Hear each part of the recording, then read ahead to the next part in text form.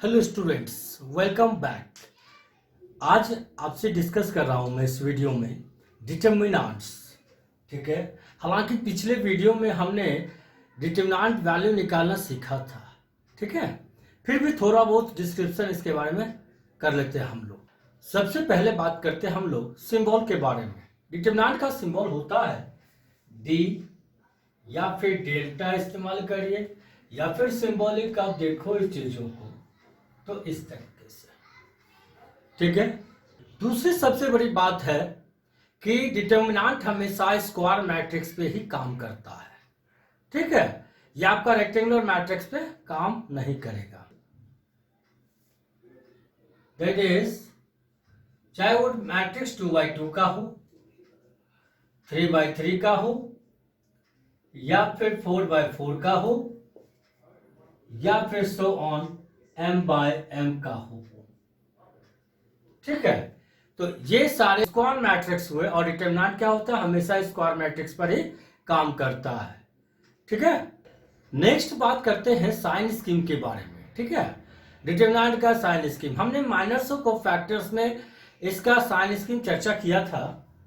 ठीक है। क्या था आपका कि जैसे 2x2 की बात करें अगर हम लोग, तो 2x2 मतलब 2 रो होगा, 2 कॉलम होगा। शुरुआत हमेशा पॉजिटिव से करिए, शुरुआत हमेशा पॉजिटिव से। Alternate minus, plus alternate minus, और माइनस ऑल्टरनेट प्लस। ये हो गया 2x2 का कहानी। अगर 3x3 की बात करें, 3x3 की बात करते हैं अगर हम लोग, तो उसी तरीके से प्लस से शुरुआत, plus minus plus, plus minus plus, minus plus minus, plus minus plus, alternate sign, बिल्कुल ऑल्टरनेट साइन। ठीक है। प्लस से शुरुआत करिए और प्लेस करते चले जाइए। अगर 4x4 की अगर बात करें हम लोग यहां पर, ठीक है, तो क्या होगा, प्लस माइनस प्लस माइनस, लेना 4 कॉलम हम लोग। ठीक है। फिर plus minus plus minus, minus plus minus plus, minus plus minus, minus plus minus plus. यानी साइन स्कीम की अगर बात करते हैं हम लोग, तो डिटर्मिनेंट में, ठीक है, आप ऑल्टरनेट प्लस से शुरुआत करो 1 1 के पोजीशन से, और फिर ऑल्टरनेट साइन आप प्लेस करते चले जाओ। ठीक है। सारे पोजीशन का साइन आपके सामने होगा। नेक्स्ट चलते हैं डिटर्मिनेंट वैल्यू हम लोग कैसे फाइंड करेंगे। ठीक है। तो डिटर्मिनेंट वैल्यू अगर फाइंड करना है तो सबसे पहले इसमें हम लोग बात करें 2x2 के लिए। ठीक है। सबसे पहले बात करते हैं हम लोग 2x2 के लिए। तो कहानी मैट्रिक्स था A11 A12 A21 A22। ये 2x2 का मैट्रिक्स है। इसका वैल्यू निकालना है आपको, इसका वैल्यू निकालना है हमको। तो सबसे पहले याद होगा आपको फर्स्ट क्रॉस। ठीक है। इसको हम लोग माने थे फर्स्ट क्रॉस, यानी क्या देगा first cross, A11 into A22। यही था कहानी आपका। फिर क्या था आपका यहां पर सेकेंड क्रॉस, ये सेकेंड क्रॉस, इसको हम लोग बोले थे सेकेंड क्रॉस। ठीक है। यानी सेकेंड क्रॉस में क्या दिया आपको, A12 इंटू A21। ठीक है। और क्या था कहानी, first cross minus second cross. Story था that is first cross minus second cross. ठीक है। तो बीच में माइनस, यही था आपका determinant value second 2x2 orders का। अगर इस पर एग्जांपल आप देखो यहां पर, तो ये 2 3 4 5 ये स्टोरी है आपका। अगर आप फर्स्ट क्रॉस करते हैं, फर्स्ट क्रॉस ये हो गया 2 into 5, 2 into 5 minus first cross minus second cross. ठीक है।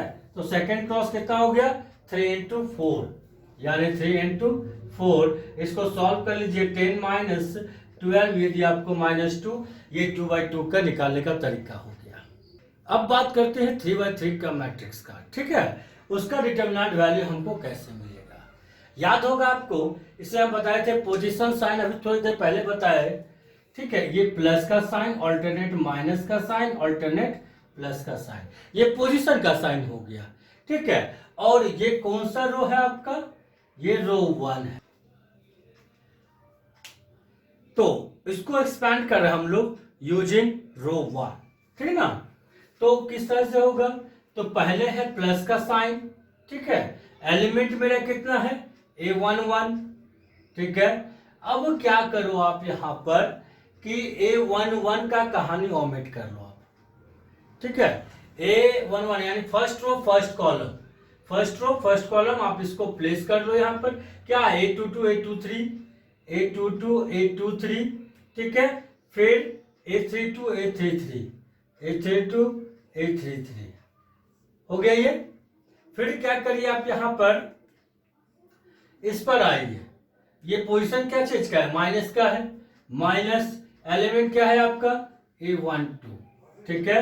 यानी आप फर्स्ट रो सेकेंड कॉलम को आप भूल जाओ, तो A21 A31 A21 A31, ठीक है। इसके बाद क्या A23 A33 A23 और A33, ठीक है। फिर नेक्स्ट लास्टली ये प्लस का पोजीशन है, एलिमेंट इसका क्या है A13 है आपका, ठीक है। अब फर्स्ट और थर्ड कॉलम भूल जाओ, A21 A22 A21 A22, ठीक है। फिर A31 A32 A31 A32। अब इसको 2/2 का तो आपको सॉल्व करने के लिए मालूम है किस तरह से सॉल्व करेंगे, उसको आप सॉल्व कर लीजिए, आपका आंसर आ जाएगा। एक ये प्रोसेस है और एक प्रोसेस मेरे पास और है जिससे आप इसको और आसान कर सकते हैं, ठीक है। इसी पर अब हम लोग सेकेंड प्रोसेस गौर करते हैं यहां पर, ठीक है। सेकेंड प्रोसेस किस तरह से करेंगे, बेहद ही सिंपल है कि आपका, ठीक है। ये R1 हो गया, ये रो 2 हो गया, ये रो 3 हो गया, ये चीज को याद रखिएगा आप, ठीक ना। अब सॉल्व कैसे करेंगे यहां पर हम लोग, इक्वल टू, ठीक है। तो गौर से देखिएगा, बहुत ही आसान है आपका ये। आप क्या करो, रो 1 रो 2 रो 3 जस्ट का तर्स आप यहां मेंशन कर लो, ठीक है। A11, ठीक है, A12 A13 A21 A22 A23 A31 A32 A33। कोई दिक्कत, आपने तीनों रो को एज इट इज मेंशन कर लिया। ये R1 है, ये R2 है और ये आपका R3 है, ओके।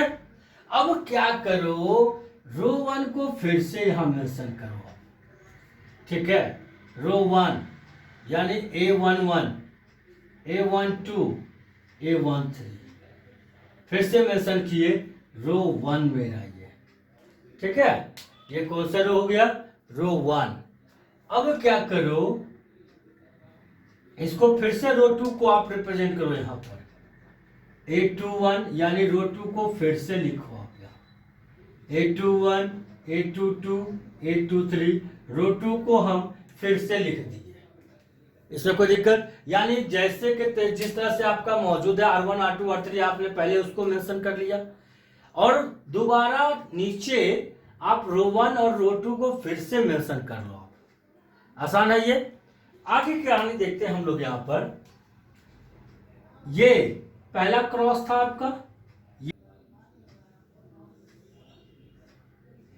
इसको गुना करके आप यहां लिखो A11 A22 A11 into A22 into A33, ठीक है, गुना कर लिए।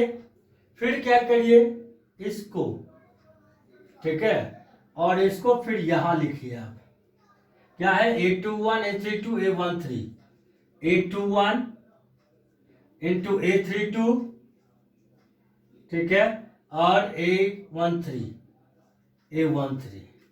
ठीक है ये। और फिर इसको इस तरह से गुना कर लीजिए और इसको यहां मेंशन कर लीजिए, A31 A12 A31 into A12 A23 A12 into A23, यानी सबको गुना कर लिए। और फिर जो आता है सबको आप जोड़ लो यहां पर, और इसको कुछ नाम दे देते हैं, M इक्वल टू सम, जो भी इसका आएगा आपका, ठीक है। अब नेक्स्ट कहानी गौर करते हैं हम लोग यहां पर कि किस तरह से मल्टीप्लाई करवाएं हम लोग। ये नेक्स्ट क्रॉस आपका, इसको आप मेंशन करो यहां पर, A13 into A13 into A22 A22 into A31 A31, ठीक है। फिर इसको आप करो गुना, क्या हो जाएगा, और इसको मेंशन करना है हमको यहाँ पर 823 832 823 832 इंटू A11, ठीक है। फिर इसको गुना करवाइए आप और इसको मेंशन करिए इस जगह 833 इंटू A12 इंटू 821, और फिर इसको भी आप जोड़ लो, इसको कैपिटल कर देते हैं M और इसको N, ठीक है। इसको भी आप सम कर लो, यानी प्लस प्लस सबको जोड़ लीजिए, ठीक है। एंड फाइनली इसका डिटर्मिनेंट वैल्यू हो जाएगा, therefore determinant value equal to M minus N। घटा दीजिए, आपको आंसर मिल जाएगा। कोई कंफ्यूजन? क्या करना है, बेहद आसान है। आप क्या करो, 3 रो है इसमें, 3 रो पहले आप मेंशन करो R1 R2 R3, और फर्स्ट 2 रो को R1 और R2 फिर से नीचे मेंशन करो आप, ठीक है। फिर आते हैं नेक्स्ट स्टेप, ये पहले ये तीनों से गुना करवाए, देख रहे हैं आप, गुना करवा के इसको हम मेंशन किए यहां पर, फिर इसको गुना करवाए यहां पर और इसको मेंशन कर दिए यहां पर गुना, फिर ये गुना करवाए और इसको मेंशन कर दिए यहां पर और सबको जोड़ लिए। फिर आते इस क्रॉस में, सेकंड क्रॉस में, ठीक है। तो देखिए ये गुना कर रहा है आपको और ये रखा हुआ है कहाँ, गुना करके यहां पर। फिर ये वाला कहानी, फिर देखिए ये भी नीचे आपका गुना करके यहां लिखा हुआ है, और फिर ये कहानी, ठीक है। और दोनों सबको जोड़ लिए और फिर फर्स्ट क्रॉस यानी M माइनस N कर दिए यहां पर। यही इसका तरीका है, ठीक है। इससे ये रास्ता और आसान हो जाता है, इससे डिटरमिनेंट वैल्यू पे कोई असर नहीं पड़ता है। चलिए इस पर एक डिटरमिनेंट लेते हैं और उसको हम लोग सॉल्व करते हैं दोनों ही प्रोसेस से, और देखना है कि क्या आंसर में कोई फर्क आता है।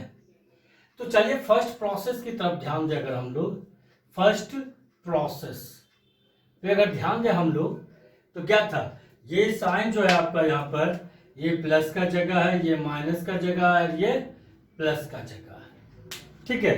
तो आप इसको सॉल्व करो। यहाँ पर पहला पोजीशन का साइन प्लस, फिर एलिमेंट इसका 1, और फिर क्या करेंगे, इसका रो और इसका कॉलम ढक लीजिए।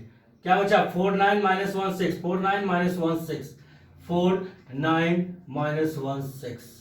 फिर सेकेंड एलिमेंट का साइन है आपका माइनस, एलिमेंट है आपका 2 यहाँ पर, ठीक है।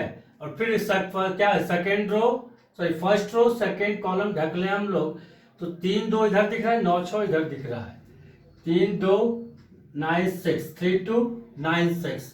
एंड फाइनली इस पोजीशन का साइन पॉजिटिव है, एलिमेंट 4 है, ठीक है। और इसका फर्स्ट रो थर्ड कॉलम ढक लो आप, 3 4 2 माइनस 1 आएगा, 3 4 2 माइनस 1, इस तरह से, ठीक है। आपने पहले भी इसको किया था। अब इसको सॉल्व कर लो आप। ये 1, ये पहला क्रॉस 4 इंटू 6 24 माइनस, और ये दूसरा क्रॉस माइनस 9, ठीक है। फिर ये माइनस 2, पहला क्रॉस 18 3 6 जा 18 माइनस 9 2 जा 18, ठीक है। प्लस 4, ये 3 इंटू माइनस 1 माइनस 3, और फिर ये 4 इंटू 2 8। सॉल्व करिए इसको, plus minus minus plus, 24 plus 9 33, 33 into 1 33, ये कट गया मेरा, ये 0 हो गया आपका, ठीक है। और ये माइनस 3 माइनस 8 कितना हो गया आपका, माइनस 11, माइनस 11 इंटू 4 माइनस 44, कुल मिला के सॉल्व करो इसको, माइनस 11 देगा ये, ठीक है। इसी पर सेकेंड प्रोसेस करते हैं। हालांकि नॉर्मल क्वेश्चन पर सेकेंड प्रोसेस आपको थोड़ा सा और पटांग लगेगा, फिर भी हम इसको करते हैं यहाँ पर। तो आपको क्या करना है कि first row second row third row आपको एज इट इज रख देना है यहाँ पर, सेकेंड प्रोसेस, ठीक है। 1 2 4 3 4 9 एंड 2 माइनस 1 6, कोई दिक्कत, मतलब एज इट इज मैंने यहाँ पर डाल दिया। फिर first row and second row, first row second row, इसको आप लिखो यहाँ पर, फर्स्ट रो पहले 1 2 4, फिर सेकेंड रो 3 4 9, कोई दिक्कत, आपने रख लिया यहाँ पर। ठीक है, ये क्या था आपका, ये फर्स्ट रो 1, ये रो 2, ये रो 3, आपने पहला दो रो फिर से लिखा था R1 R2, ठीक है। ये चलिए क्रॉस करते हैं हम लोग, ठीक है।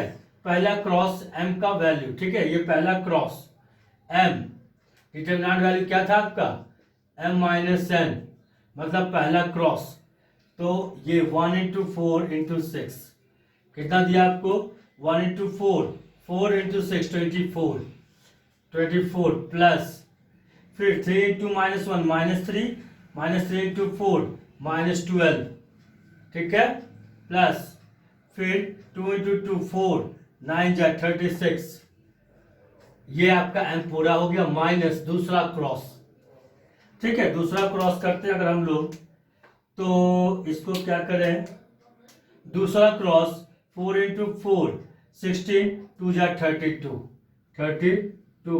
प्लस, ठीक है, 9 इंटू -1 -9 इंटू 1 -9 ही रह गया आपका, ठीक है। फिर 6 इंटू 2 12 इंटू 3 36 प्लस 36 हो गया। अब इसको खाली आप सॉल्व कर लीजिए, ठीक है। इसको अगर आप सॉल्व करते हैं तो कितना, 24 24 एंड 36 कितना देगा आपको, 60 माइनस 12 कितना हो जाएगा, ठीक है, 60 माइनस 12 48, ठीक है, माइनस 32 एंड 36 कितना हो जाएगा आपका 68 माइनस 9 कितना हो जाएगा 59, ठीक है, और कुल मिला के -11। मतलब डिटरमिनेंट का वैल्यू आपका एक ही रहता है, उसमें कोई फर्क नहीं आता है, ठीक है। नेक्स्ट क्वेश्चन लेते हैं हम लोग कि अगर ABC आपका, ठीक है, ABC आपका रियल वैल्यू है, ठीक है, तो बताइए ये जो इक्वेशन है उसमें नंबर ऑफ रियल रूट्स कितने हुए, ठीक है। आप इसको नॉर्मली बनाओगे तो सॉल्व करने में काफी समय लग जाएगा, यहीं पर सेकेंड प्रोसेस का आप शुरू होता है कहानी, ठीक है। सेकेंड प्रोसेस देखिए इसको कितना आसानी से हम लोग बना सकते हैं।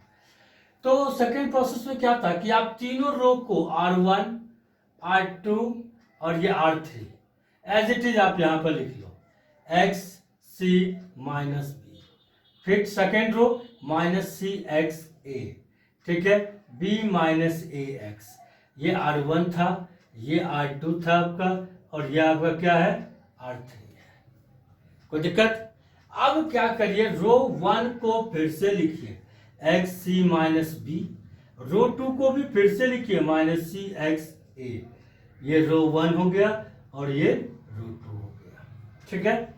अब क्या करो, आप यहां पर बंटवारा कर लो, इसके बाद पहला क्रॉस, चलिए शुरू करें, गुना करिए, x इंटू एक्स क्या देगा आपको, ठीक है, इसको m मान सकते हैं आप, x³ plus -c into -a plus AC, और ये यानी कुल मिलाकर 3 निगेटिव है तो माइनस देगा ये, और ABC, ठीक है, प्लस फिर ये वाला कार्य कितना दे देगा BCA, यानी ABC कुल मिला के ये कट गया, क्या बचा आपके पास, सिर्फ x³ बचा यहां पर, ठीक है।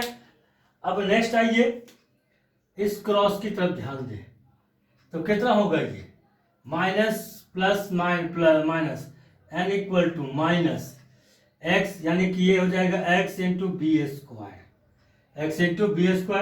फिर इस पर आइए आप यहाँ, इसको देखिए, एक x है एक नेगेटिव है ग्रुप में, तो माइनस, ठीक है, प्लस माइनस ये x इंटू a यानी xa स्क्वायर, प्लस फिर से इस पर आइए x इंटू सी, xc इंटू माइनस सी यानी -xc स्क्वायर, जिसको आप फ्रेश करें अगर हम लोग तो -x कॉमन निकाल सकते हैं इससे, तो ये b square a square c square यानी a square plus b square plus c square, ये दे दिया।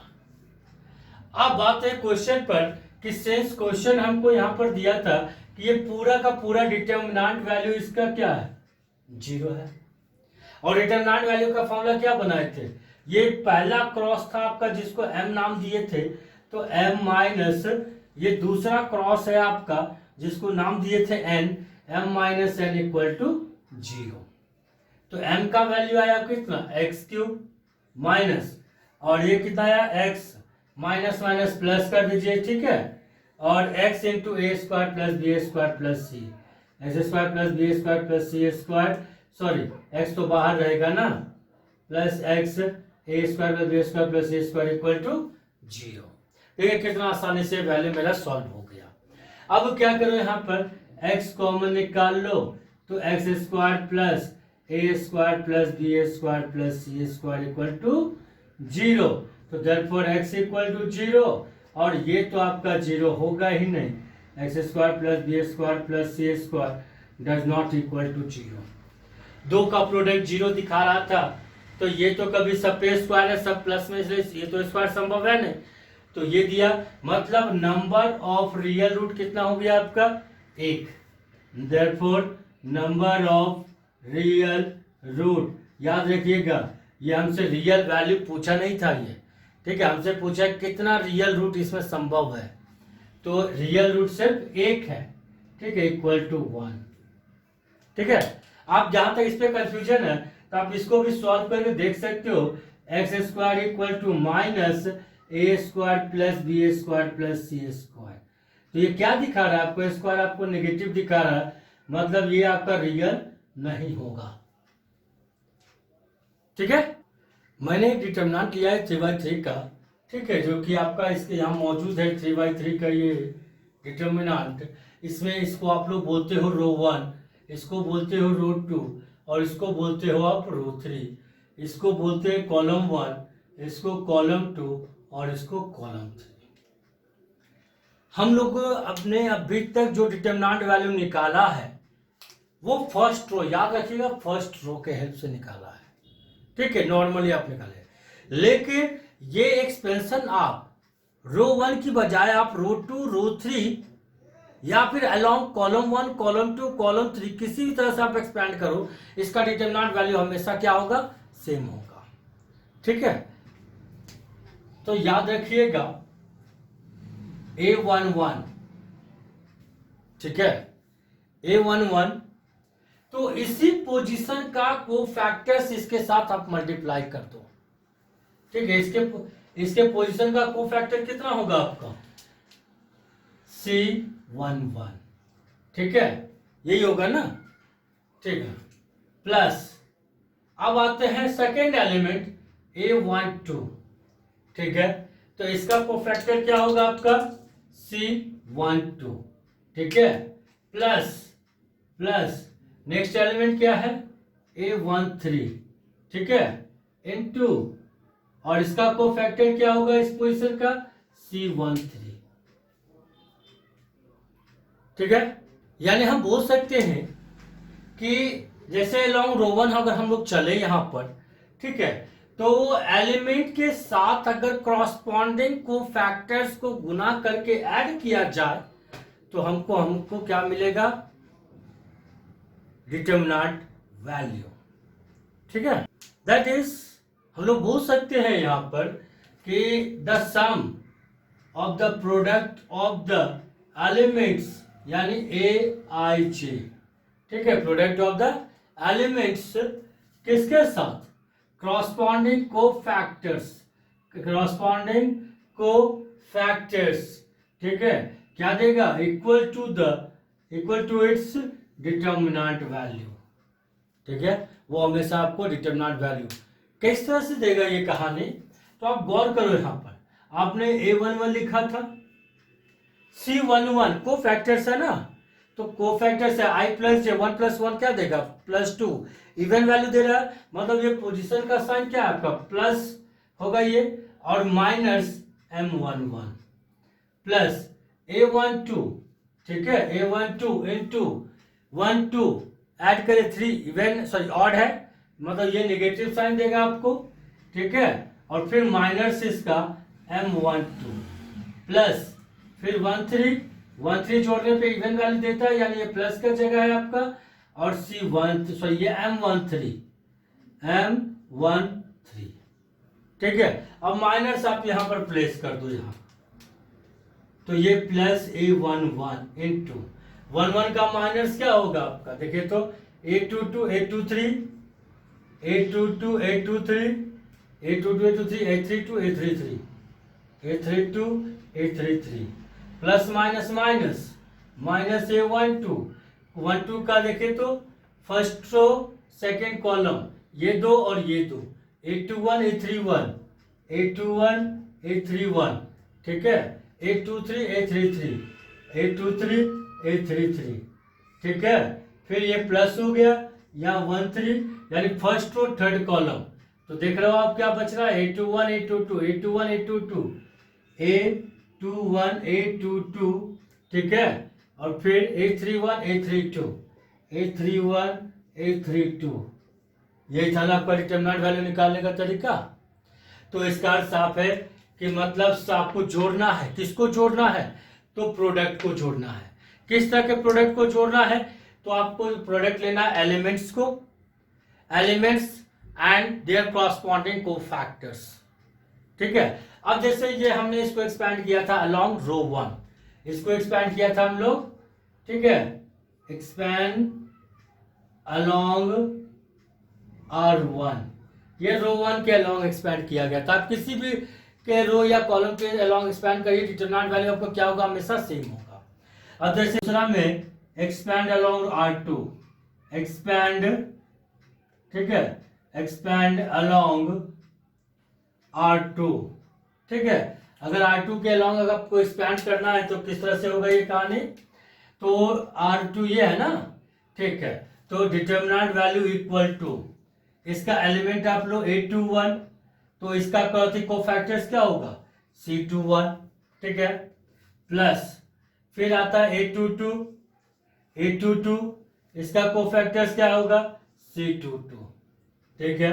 फिर आता है नेक्स्ट A23 इंटू इसका कोफैक्टर्स क्या होगा C23 यानी एक रो 2 के लॉन्ग एक्सपैंड किया इसका भी डिटरमिनेंट वैल्यू वही होगा जो इस केसेस में था आपका ठीक है। तीसरा अगर हम बोले एक्सपैंड करिए आप ठीक है, एक्सपैंड अलोंग कॉलम 3 के अलोंग आपको एक्सपैंड करना है तो किस तरह से एक्सपैंड होगा ये कॉलम 3 आपका इधर है ठीक है।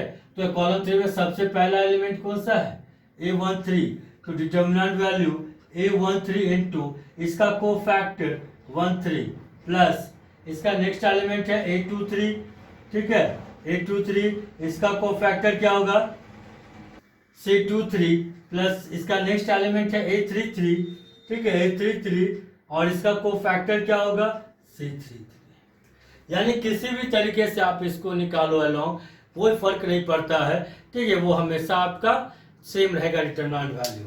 बस ये चीज का याद रखिएगा कि जो भी एलिमेंट आप पिक करते हो, जो भी एलिमेंट पिक करते हो उसी का कॉरस्पॉन्डिंग कोफैक्टर होना चाहिए 21 21 22 22 23 23 ठीक है, 13 13 23 23 33 33 यानी उसी का कोफैक्टर्स होना चाहिए ठीक है। नोट्स के तौर पर हम लोग ले सकते हैं कि रो 1 के लॉन्ग एक्सपेंड किया मैंने, रो 2 के लॉन्ग एक्सपेंड किया, कॉलम 3 के लॉन्ग एक्सपेंड किया, तो सारे केसेस में इसका डिटरमिनेंट वैल्यू हमेशा सेम होगा। तो नोट्स के तौर पर देख सकते हैं हम लोग कि on expanding along any row और या एनी कॉलम ठीक है, determinant value remains same, determinant value पे कोई असर नहीं पड़ता है ठीक है। नेक्स्ट पॉइंट को गौर करते हैं कि अगर आप किसी भी रो के एलिमेंट्स के साथ उसी के कॉरस्पॉन्डिंग कोफैक्टर्स को गुना करके ऐड करते हैं तो आपको देता है वो डिटरमिनेंट वैल्यू राइट। लेकिन अगर यही चीज आप एलिमेंट्स आप मान लो पर्टिकुलर रो का आप पिक कर लिए ठीक है, रो 1 का पिक कर लिए और आपको फैक्टर्स आप गुना करवा रहे हो किसी और रो का, तो ऐसे केसेस में उसका समेशन हमेशा 0 होगा ठीक है। यानी दिया है द सम, यानी उसी तरह से वही चीज है द सम ऑफ प्रोडक्ट, किसको प्रोडक्ट करना है तो एलिमेंट्स ऑफ एनी रो या कॉलम, किसी भी रो या किसी भी कॉलम का एलिमेंट आप ले सकते हो, किसके साथ गुना करवाना है विद द कॉरस्पॉन्डिंग कोफैक्टर्स ठीक है ऑफ अनदर रो, ध्यान दीजिएगा अनदर रो और कॉलम इज 0, हमेशा 0 होगा। जैसे कहने का अर्थ हो गया आपको कि दैट इज आपने लिया A11, जैसा कि मेरे पास ये डिटरमिनेंट अवेलेबल है, ठीक है। हम एलिमेंट्स पिक कर रहे हैं रो 1 का, एलिमेंट्स पिक कर रहे हैं हम लोग रो 1 का, ठीक है। A11 है, A12 है, ठीक है, A13 है, ठीक है, प्लस प्लस इक्वल टू, ठीक है। रो 1 का एलिमेंट लिया, लेकिन कोफैक्टर्स हम क्या करते हैं, ठीक है, इसका ले लेते हैं रो 3 का कोफैक्टर ले लेते हैं C, कोफैक्टर। तो क्या हो जाएगा, इसका कोफैक्टर क्या होगा C31, इस 12, इसका कोफैक्टर कितना होगा आपको C32, और फिर इसका कोफैक्टर कितना होगा C33, ठीक है, C33। तो इसका वैल्यू हमेशा आपको 0 रहेगा। याद रहे एलिमेंट जिस रो या कॉलम, ध्यान रखिएगा, एलिमेंट अगर रो का पिक किए हैं तो कोफैक्टर भी रो का ही होना चाहिए, ठीक है, अदर देन दैट रो। अगर कॉलम का एलिमेंट आप पिक किए हो तो कोफैक्टर कॉलम का ही होना चाहिए अदर देन दैट कॉलम, तो वो हमेशा आपको 0 देगा, ठीक है। अब एक और चीज आप यहाँ पे गौर से कर सकते हैं यहाँ पर, ठीक है, तीसरे पॉइंट की तरफ हम लोग कि जैसे मान लीजिए आपके पास एक मैट्रिक्स दिया है AIJ, ठीक है, M/M का ये आपको मैट्रिक्स दिया है, कोई दिक्कत नहीं।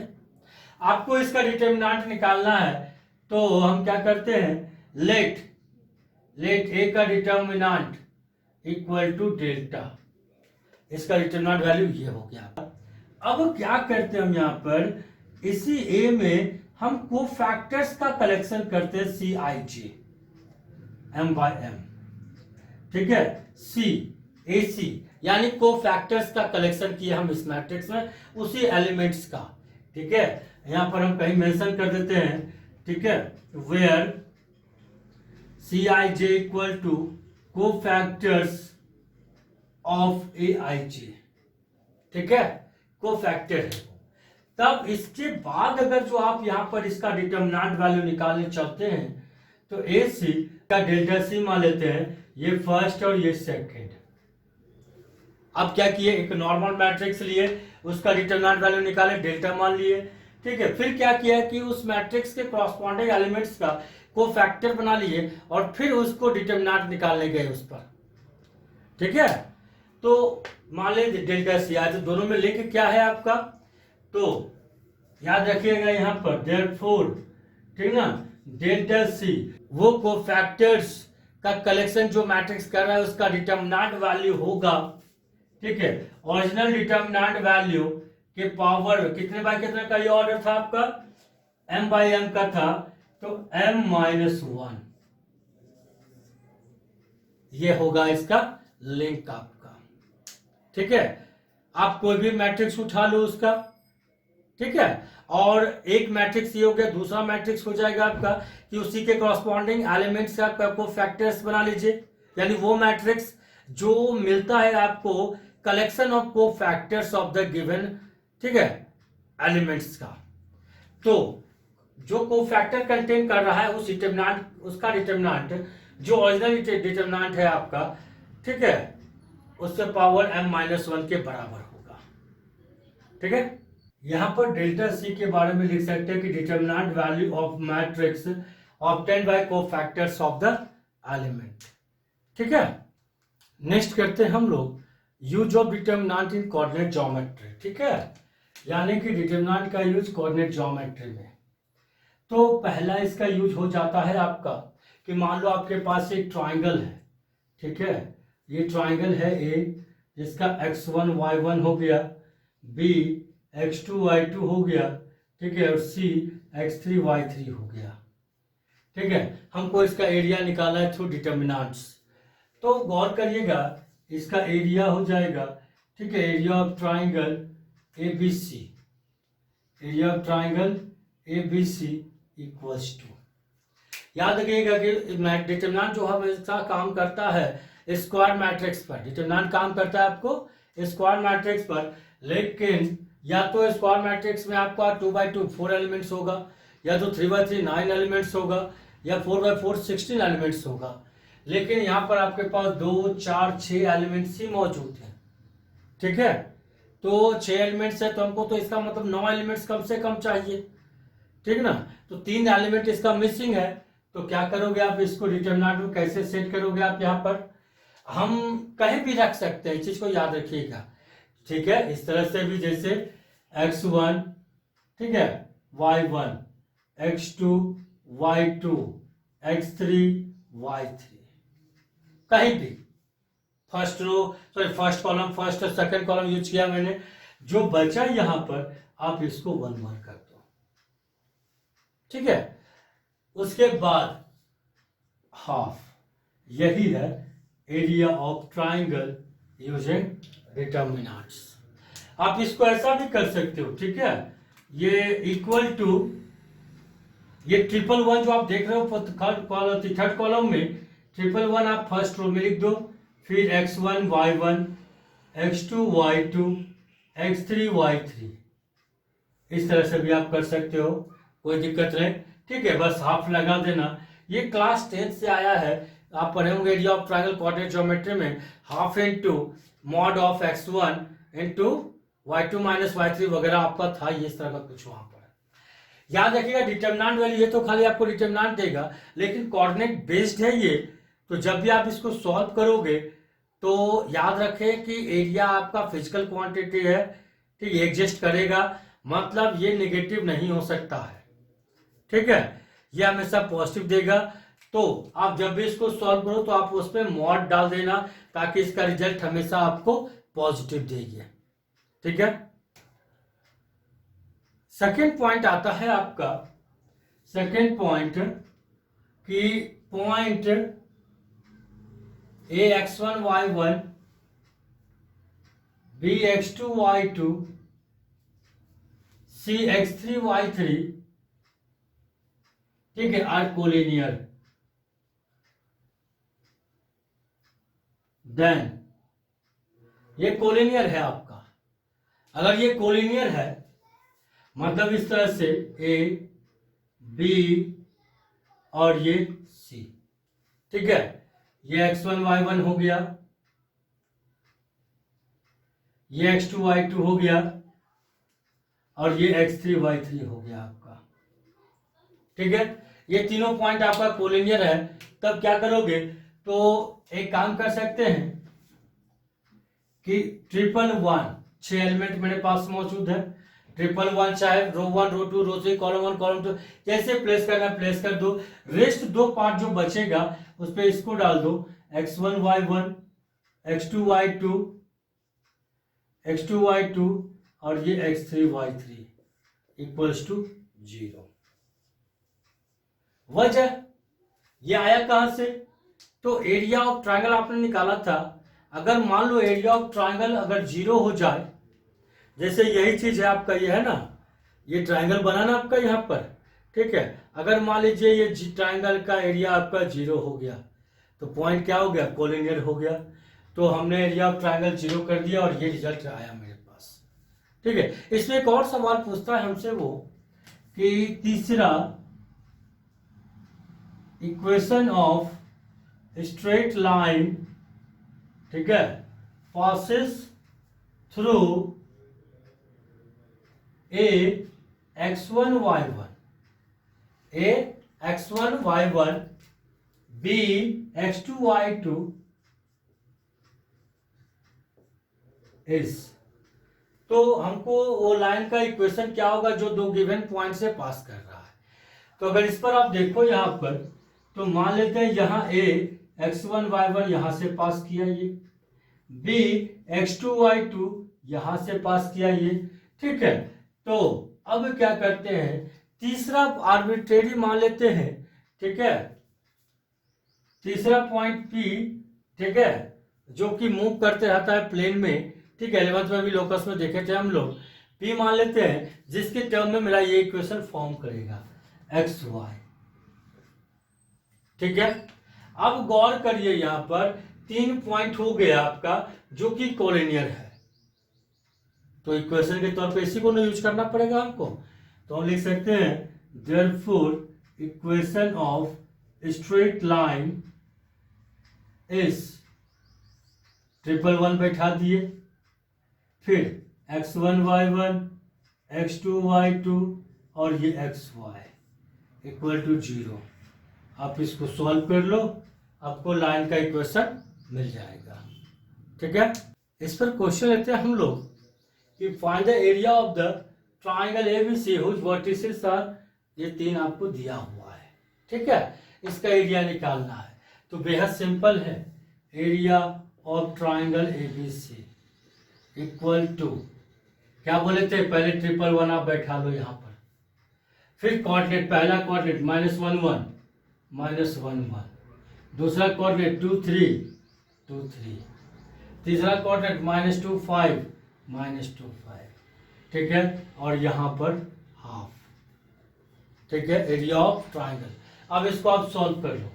ठीक है, हाफ, डिटरमिनेंट वैल्यू एक्सपेंड कर लो, जैसे आप एक्सपेंड करते हो, ये प्लस का साइन, ये माइनस का साइन और ये आपका प्लस का साइन। ठीक है, इसको अगर आप एक्सपेंड करते हैं यहाँ पर तो क्या देगा आपको, +1।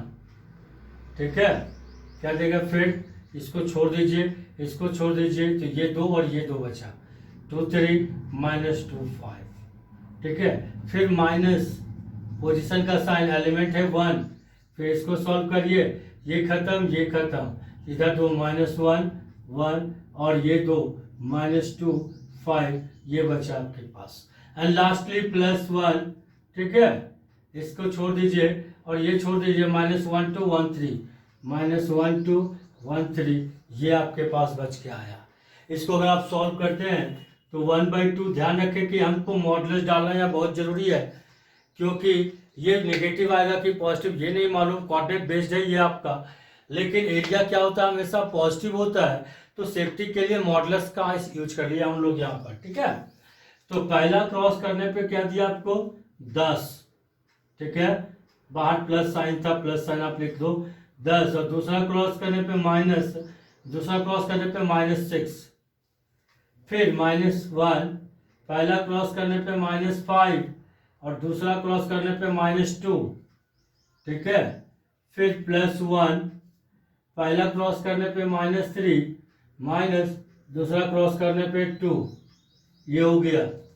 अब इसको आप सॉल्व कर लो, खाली 1/2 16, ये -5 + 2 कितना देगा, -3 × -1 +3, ये -5 × +1 -5, कुल मिला के 1/2 × 16 + 3 19 -5 14 स्क्वायर यूनिट लिख दीजिएगा खाली, मतलब 2 7 जा, यानी 7 स्क्वायर यूनिट।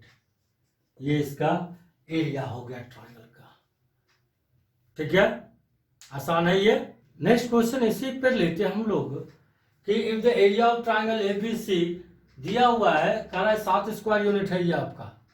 ठीक है, तो के आपका मिसिंग वैल्यू है यहाँ पर, के आपका मिसिंग वैल्यू है, इसको पता करना है कि कितना होगा, जबकि एरिया ऑफ ट्रायंगल हमको 7 स्क्वायर यूनिट दिया हुआ है। ठीक है ना, तो यूज करते हैं उसी तरह से, एरिया इक्वल टू, ठीक है, 111, पहला कोऑर्डिनेट के तौर पर -1 1 था, दूसरा कोऑर्डिनेट के तौर पर 2 3 था। ठीक है, और तीसरा कोऑर्डिनेट के तौर पर -2 के है। कोई दिक्कत? एरिया दिया हुआ है आपको, एरिया आप डाल दो यहाँ पर 7 = 2। ठीक है, अब जैसे इसको एक्सपैंड कर दो, आप एक्सपैंड कर लो, ये पॉजिटिव, ये नेगेटिव, ये पॉजिटिव, इसको आप एक्सपैंड कर लीजिए यहाँ पर।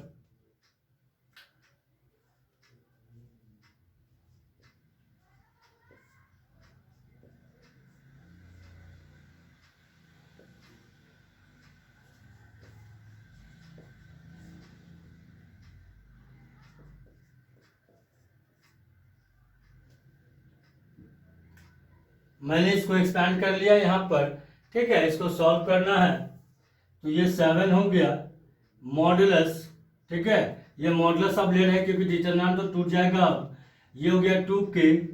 ठीक है, 2k माइनस, और -6 कितना देगा, +6, -1 माइनस के कितना देगा, माइनस तो फॉर्मूला से आएगा, -2 × 1 +2, ठीक है, +1, ये -3 माइनस और ये -2, ठीक है, यानी कि 7 = ये 2k + 6, ये कितना ब्रैकेट खोल सकते हो, माइनस प्लस के -2, ठीक है, ये -5 पूरा इंटू +1 -5, ठीक है, यानी कि 7 = 2k, ये 3k हो जाएगा ना, 2k + के 3k, ठीक है, 6 -2 4 4 - 5 -1,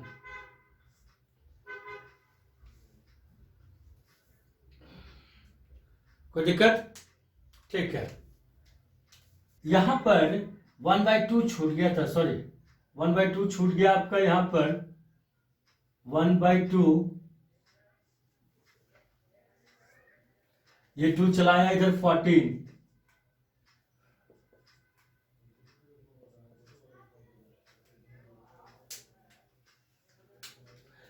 ठीक है, मैंने एरिया इसका यहां पर लिख लिया है, 111 पहले डाल दिया था मैंने, उसके बाद ये सारे पहला कोऑर्डिनेट -1 1 दूसरा कोऑर्डिनेट 2 3 और तीसरा कोऑर्डिनेट -2 के मैंने डाल दिया यहाँ पर, ठीक ना। और जैसे आप डिटर्मिनेंट निकालते हो वैसे आप डिटर्मिनेंट इसका निकाल लो। तो पूरी तरह से इसको सॉल्व करने पर मेरे पास ये रिजल्ट आया है। तो यहां तक तो आसान है, कैलकुलेशन आप कर लोगे यहाँ पर, बस सिर्फ यहाँ पर दिखाना है आपको, ठीक है। तो आप गौर करिएगा यहां पर सॉल्व करना में इसको, कि ये मॉड है, अगर k का वैल्यू चाहिए मॉड हटाना पड़ेगा। तो आप गौर करो, अगर स्क्वायरिंग को आप ट्रांसफर करते हैं तो क्या देते हैं, जैसे कि x² = 4 है, तो x का वैल्यू क्या देगा आपको ये, ठीक है, एज एग्जाम्पल x² का वैल्यू 4 है, तो x का वैल्यू क्या देगा आपको, ये +-2 यही देता है ना।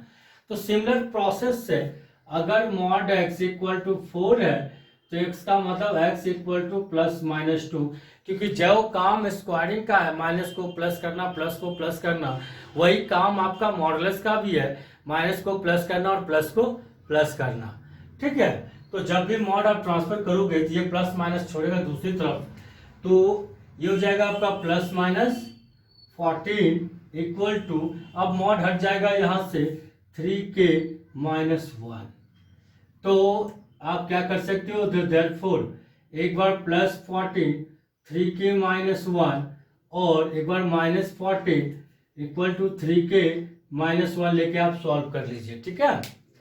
तो इसको सॉल्व करते हैं तो ये 1 इधर आएगा, कितना बन गया 14 और इधर 3k, ठीक है, 14 + 1 15 = 3k, तो देयरफॉर k का वैल्यू 5, ठीक है।